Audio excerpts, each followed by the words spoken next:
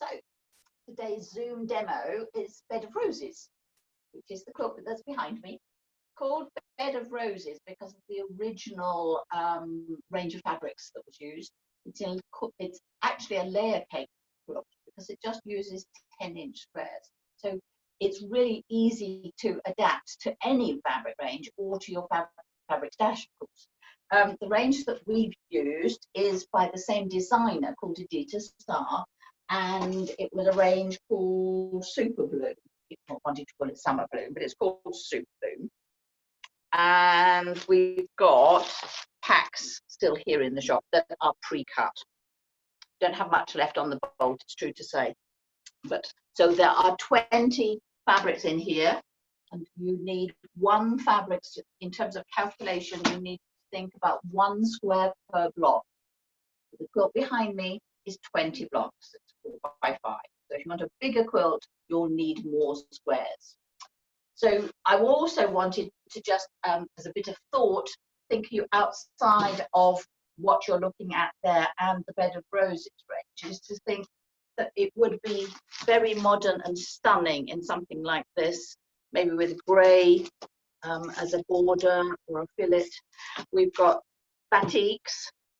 All of these contain 20 squares.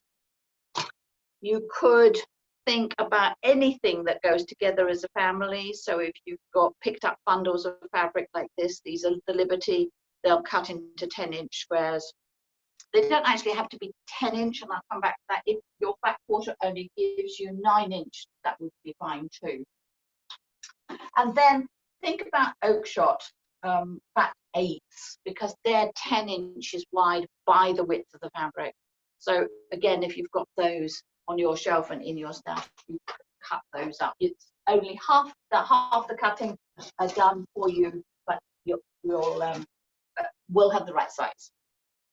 So the fabrics it's a very simple block construction.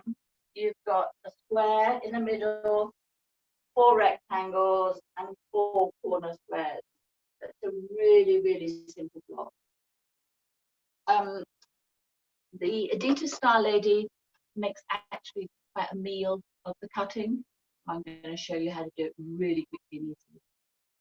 I'm going to suggest that you layer cut. 4 is a minimum, I think, but you could do it in 2s. If you do it in 2s, you're going to have to make 10 cuts. If you do it in 4s, you're only going to have to cut 5 times. And then just layer them up in pairs, all the same way. So I've got a really big quilt here, pattern there. I've got this one next. I've got this one and this one. So just choose 4. Emma's come in really close, so you'll see these have pinked edges. These were not cut by us. They were sent to me by Macau, our fabric supplier. Our own fabrics have straight edges, so they're much better cut, in fact. You are asked to cut 2.5-inch squares and rectangles. So here's my quick method. Layer them up nicely. Put the 2.5-inch edge of your ruler on the edge of your fabric. I'm just going to be consistent to the edge of the pinking and hold the ruler nice and firm, even pressure down and away. Turn the board. Even pressure. Down and away. Turn the board. This is 2.5 inches. You could do it any size. I'm just following the pattern. Just be consistent. You want 4 cuts, 1 off each of the sides. And turn the board, make yourself safe.